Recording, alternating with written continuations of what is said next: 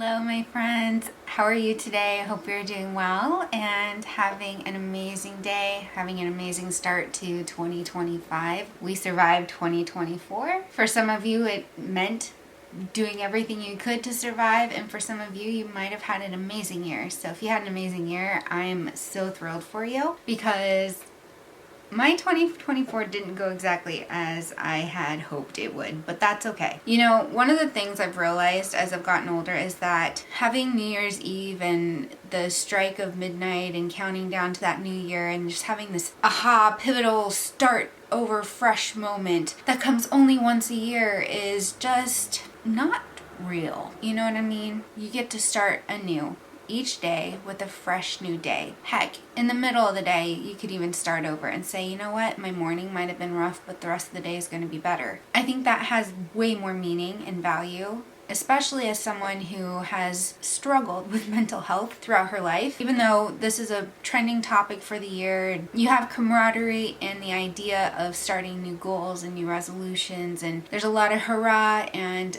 energy and zest and zeal for doing these things to make 2025 a better year than the previous year. But if you're like me and you want 2025 to be a better year, I think what's important is to reflect on 2024, to think back to the good things and kind of hopefully bring some of that energy forward and see what worked and what didn't work. Now, if you've been around for a while or you know me, you may know that since my birthday is in February, I don't often do New Year's resolutions. I like to think of yearly goals set around my birthday because that makes more sense for me. Especially with the new year, you're just coming off the holidays. I'm not about to start a brand new diet or something like that, something drastic on January 1st and just pretend like it's no longer the holiday season, because you usually have a day or two left before the holiday season is completely over and you kind of return to this normal life, right? And it feels so jarring and jolting to just kind of like bam, all of a sudden have these new routines and things. So I take January and parts of February, because my birthday is February 10th, and just kind of reset and reframe and kind of plan for the new year ahead. And in filming this video, I wasn't sure how deep and personal I wanted to get because I am a very private person. For me, it's a battle between how much information do I put out there? How much of myself do I put out? Do people really need to know this stuff about me? And what is the reason I'm sharing this information? Is it to help people or is it for self-gratification? My mission for 2025 is I want to help others find joy, to find little sparkles of hope, to fall in love with life again, even if it's just for a few moments while you have something happy to look forward to. When you struggle with mental health, it's very hard sometimes to overcome depression and anxiety and this feeling of doom and gloom and just this malaise, you know, this melancholia. And sometimes for me, something as simple as doing my makeup and feeling pretty snaps me out of a bad mood and I can feel like I'm having a good day. It gives me happiness. It brings me joy. Traveling, reading, cooking, doing arts and crafts and drawing and writing.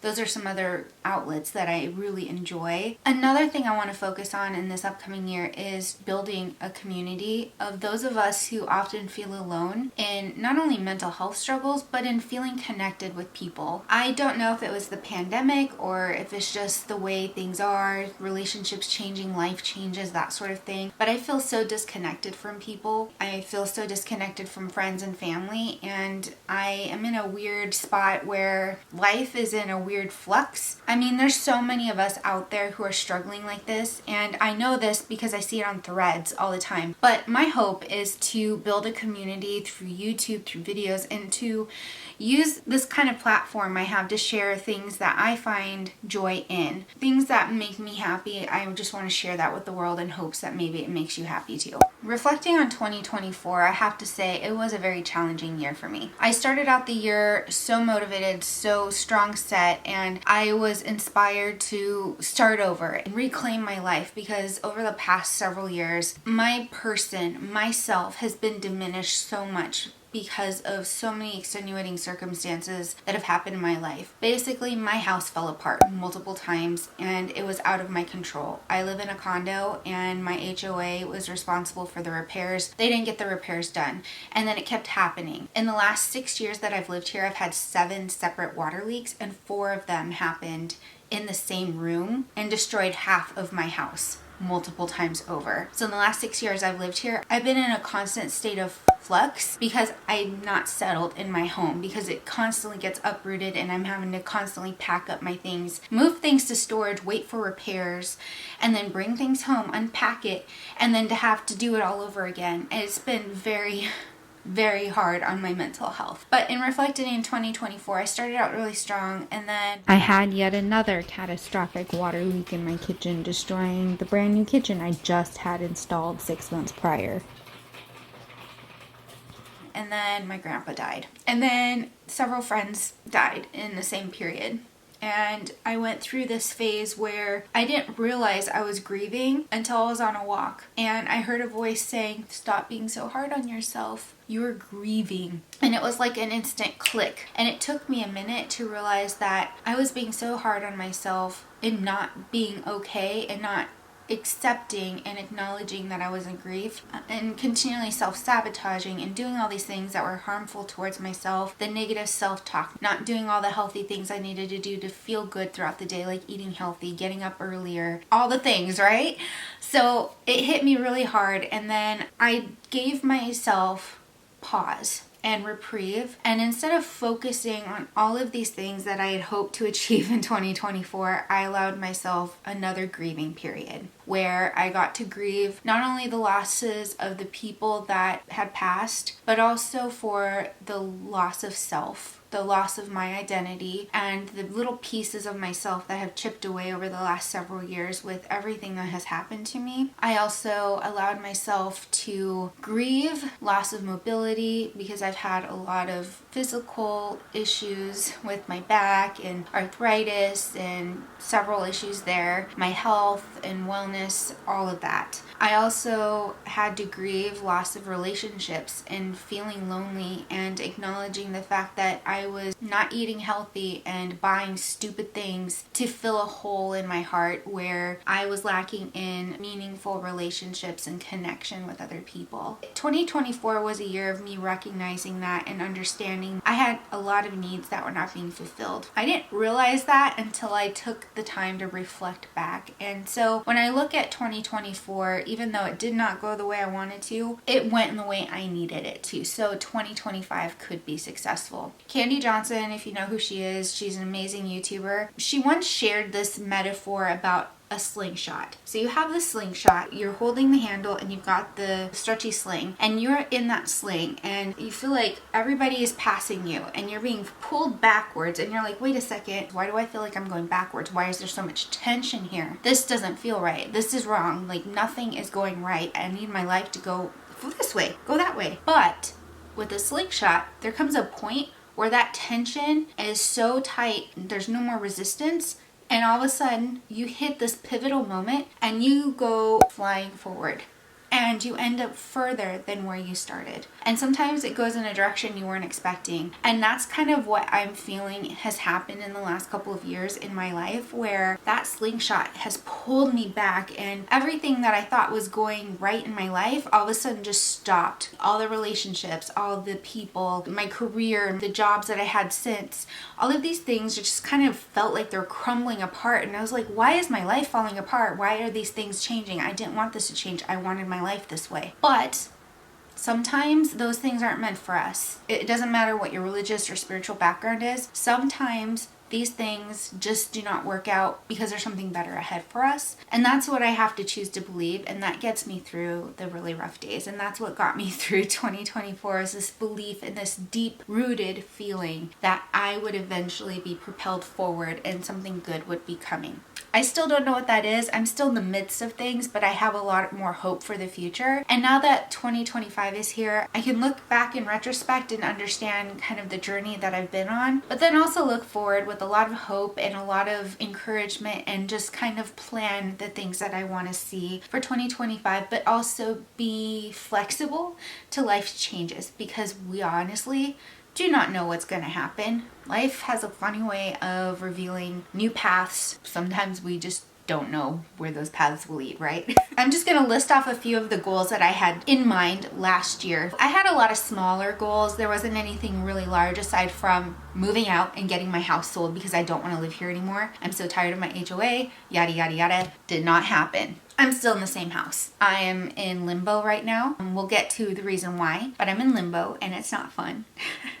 It's been an interesting experience. Smaller goals were things like reading 12 books. That means a book a month. That seemed reasonable and doable for me. Well, when depression hits you, you don't want to do that. Well, when depression hits me, the last thing I honestly want to do sometimes is read, which seems so strange because with reading, you can often transport into a new world. Oh, no. I got stuck in watching Star Trek. I watched Star Trek, which is my happy go-to like comfort TV show. All the Star Treks, the older ones. Let me rephrase that. My comfort zone are the original series, Next Generation, DS9, Voyager, and Enterprise. Those 5 shows. So I'd rotate between those 5 shows. I'm a Trekkie nerd. And I kind of fell into a comfort zone just watching Star Trek every night instead of reading, and then playing on my phone and being able to dissociate from life. And then it's bedtime and then you fall asleep and you start over your day. I had intended to set aside time to write every day. I've had it on my heart for so many years now to write books about some of the weird, quirky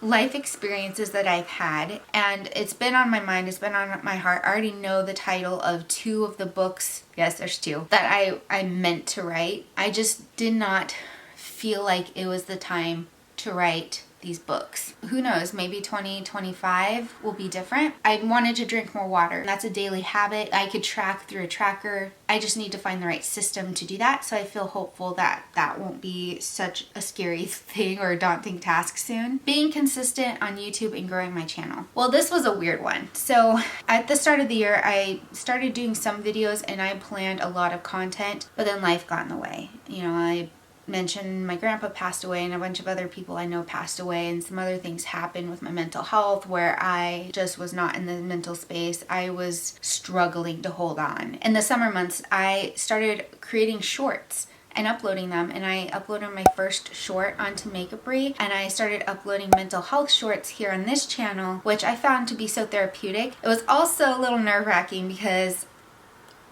I was like, ooh, I'm putting myself out there, y'all. I'm putting myself out there, and this is kind of embarrassing because I'm showing the real me. I'm showing the real house I live in, and it's not aesthetic. It's not pretty. It's not like I'm cleaning somebody else's house. This is my house, and it's trashed right now, and I'm so embarrassed that I let it get this bad, but this is me overcoming a mental health struggle right now and doing these chores, so I'm going to upload it. And you know, talking about mental health has been so freeing, but I'm also doing it because I'm hoping that it inspires people or makes people feel less alone in their own struggles. I find that that content has really been inspiring for me to create, and it gets me off my butt and thinking, well, if this is going to help me, maybe it'll help somebody else. So that's where I stand with that, and I'm excited to continue that path forward and creating shorts and not just shorts, but videos like this where I talk about planning and mental health and helping people not feel so alone in their struggles. And also I have grown quite a bit. After I started uploading shorts to my Makeup-Ry and Kitchen Show channels, I did notice that I started not only getting more views, but the subscriber growth has been consistent, and it reinvigorates my love for YouTube because I feel like my content is reaching people and I feel like people enjoy it. They're engaging with the content and it encourages me to keep going. Creating videos is one of my biggest passions in life, and to be able to see that my work is being appreciated is such a great feeling. So that's kind of where I stand with 2024 to 2025. My goal is to continue to grow. Another fun goal that I started at the beginning of the year and I did have some success with was for me to try one new thing each month. And trying something didn't necessarily mean that it had to be this big grandiose thing. In January, I decided that I was going to go to Sugar Bakery in downtown Seattle because I had never been, and I had been seeing posts on Instagram about how cute some of their coffee drinks were, how good their bakery was, and I went to this little coffee shop. I ordered the Powerpuff coffee, and that whole experience inspired me to create a new blog. So unfortunately, I haven't been the best about writing on that blog, but I do have some posts, and I'm hoping and planning to post there again soon and get my blog going again. For February, I had realized that I have lived in Seattle for just over 12 years and then in the area for the last 20 years, and I have never ever been in the Space Needle before. I've done a lot of things around Seattle Center. Seattle Center is where the Space Needle is at. There's a lot of really cool things at Seattle Center, and I've done it all, but I'd never ever once been up in the Space Needle. And I told one of my best friends that, hey, I've never been up. And she goes, do you want to do it? And I'm like, sure, because my birthday is in February. So we went up in the Space Needle on my birthday, which was really cool. We walked around and, enjoyed ourselves. And then we went out for Indian food up in North Seattle at a restaurant I had never been to. I had driven by a bajillion times because I used to live in the area. We had a really amazing day. And it's the joy of experiencing something new, even if it's just having a little adventure in your own town, your own city. It's always so much fun. March was more about putting myself in a position of discomfort so that I could learn from it. And it could be reaching out to a mentor or someone who could be a potential mentor and just picking their brain and asking them for advice on getting back into my career or standing up for myself in a position where I normally wouldn't say anything. And I think that's kind of where I went. And then comes April. Around this time, my mental health was at a very, very deep low. I was in a very low period where I had thoughts of self-harm. While I didn't act on it, and I won't, it was still enough that my friends were like, hey, so we're gonna fly you out here to Vegas. You're gonna come spend a couple of days with us. We're gonna take you to some shows. We're gonna go do stuff, and we're just gonna help you take your mind off of life. And when you get back home, then you'll feel rejuvenated, able to take on some of the stuff that you're dealing with. So I went to Vegas for a few days, and we went and saw so many comedy shows. It was so much fun. We went to see the Spice Girls wannabe show, the Spice Girls impersonators, but they're so incredible. Like, you could not tell the difference for the most part between the real Spice Girls and these amazing performers in Vegas. And that was such a fun show. And then we went to the Valley of Fire. If you love hiking and you love seeing the most amazing, beautiful rock formations in nature, go to the Valley of Fire outside of Vegas. But that was such an incredible experience, and I'm so grateful for my friends for realizing that I needed friend time, that I needed that connection, and I needed an escape from my home life for a little bit. That whole experience just made me feel valued. I think that was way more important to me than trying new things. That really uplifted my spirits, and I went back home and I felt way more empowered and energized and ready to take on and conquer some of the issues I was dealing with my HOA. Throughout the summer months, I was preparing to get moved out. The repairs on my home were approved, and I was so excited to finally get all the damage to my kitchen, everything. My brand new beautiful kitchen was destroyed. All this stuff, getting it repaired and then getting prepared to sell. But then end of summer happens and some more mental health struggles, and then September rolls around and the repairs are scheduled. So things are looking good until September 4th.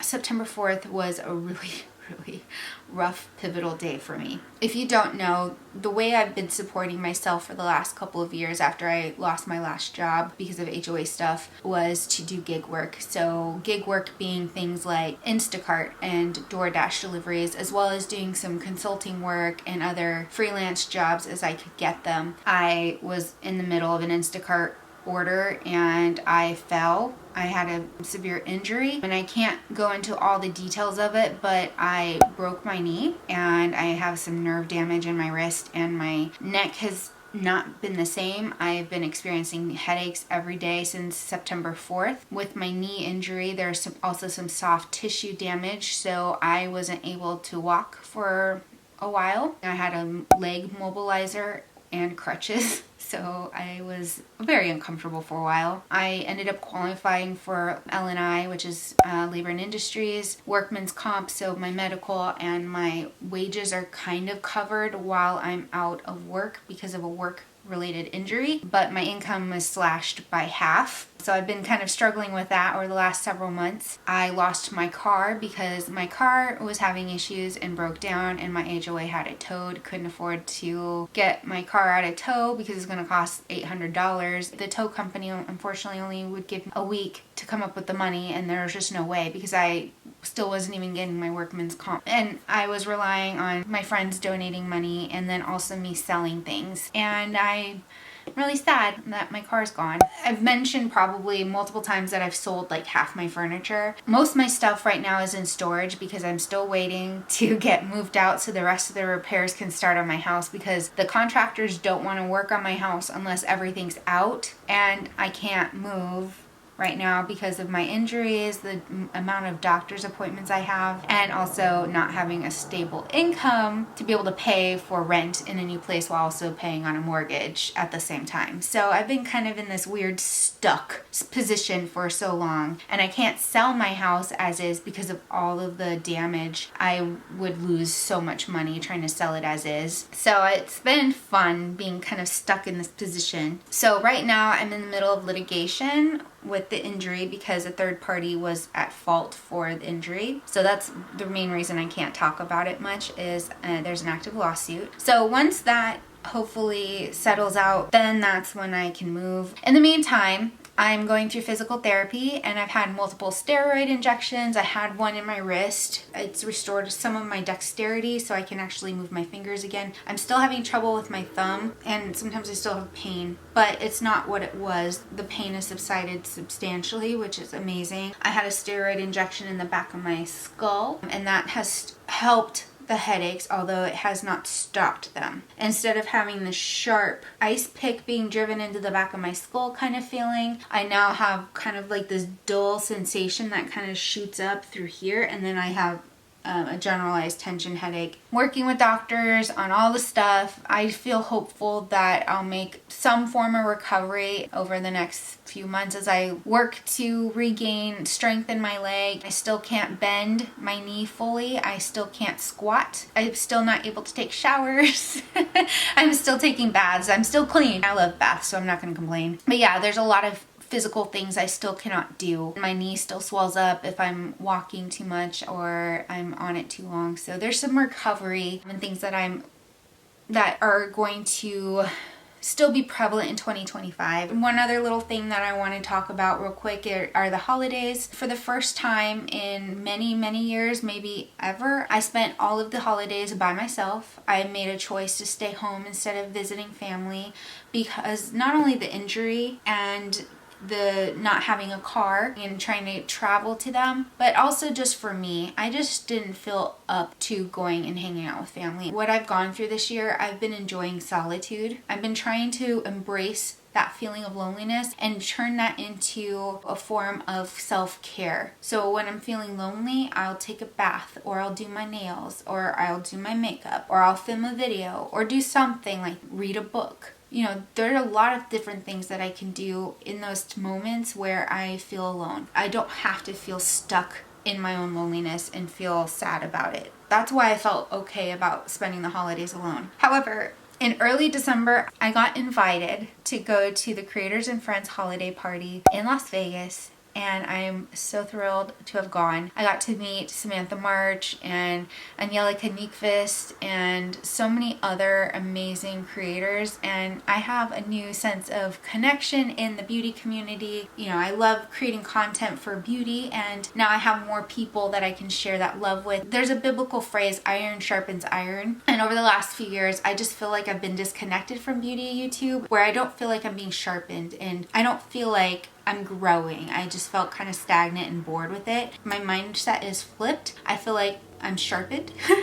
I'm feeling really good about where things are going, and there's that. So we'll leave it there. For me, I think the first half of this year is just going to be recovery and recharging and preparing for that slingshot release, right? That slingshot motion that's going to propel me forward, because I know that there's so many good things ahead. I feel it in my gut, I feel it in my bones, I feel it in my soul that this year is going to be a better year than the years prior. Not only with the litigation results, but also finally being free of this house that I feel so trapped in, and being able to have a fresh start somewhere else. I'm not going to go into the details or plans of that yet, because again, things that always shake out and end up being different than what I had hoped for. With YouTube, I've been reinvigorated and so excited to be able to get back into doing videos videos, and my injury has allowed me the time and kind of the space to do that. Over the last couple of months and throughout the next several months, I have content planned, and I'm just going to go full force and hope that I hit my goal of subscribers and being able to get monetized so that I can build this even further to be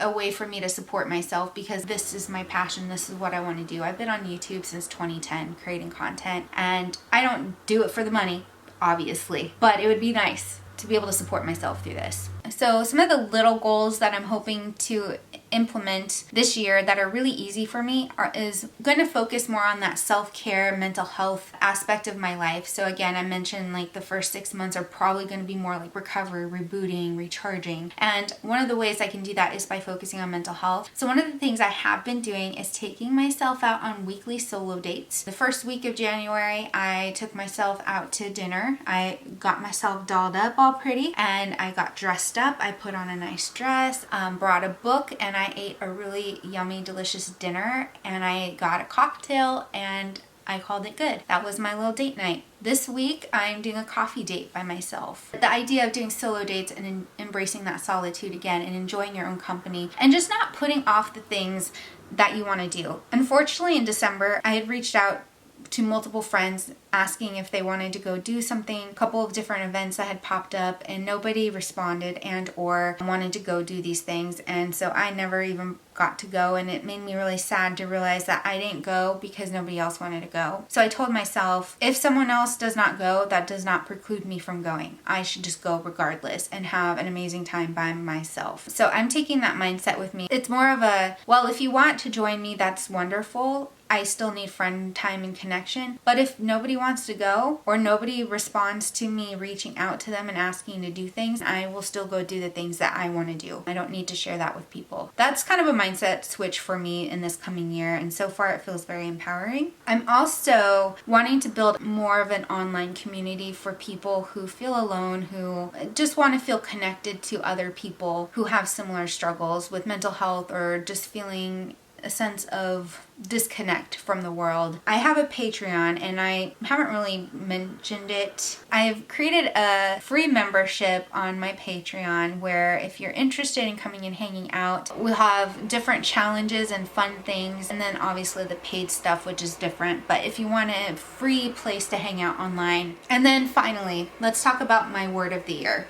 Cody Sanchez posted on one of her social media platforms recently that it isn't motivation that we're lacking, it's discipline. And for me, that hit a chord because there are days where I just do not feel motivated, and I keep asking myself, why am I not motivated? Why am I not doing the things? Like, how do I get motivated? Why is it that I just can't seem to overcome these hurdles and push myself to do the things? I see so many people who it seems to come easy to. Why is it that they can do it but I can't? And when she said that, it made me rethink how you approach life. It isn't lack of motivation, it's lack of discipline. Discipline means building daily habits and doing the things even when you don't want to. That for me resonates because there are days where I'll think, oh, I need to go do the chores.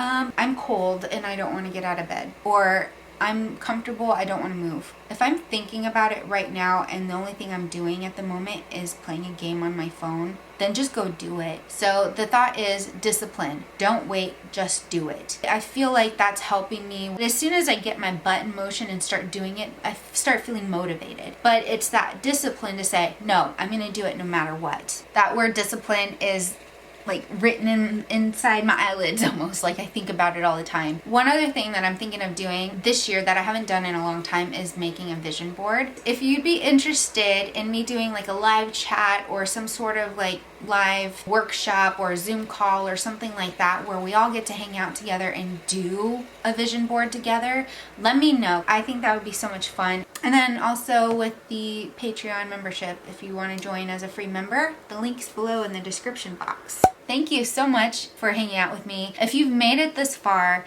then leave a pencil or pen emoji. Anyway, thank you again and Happy New Year!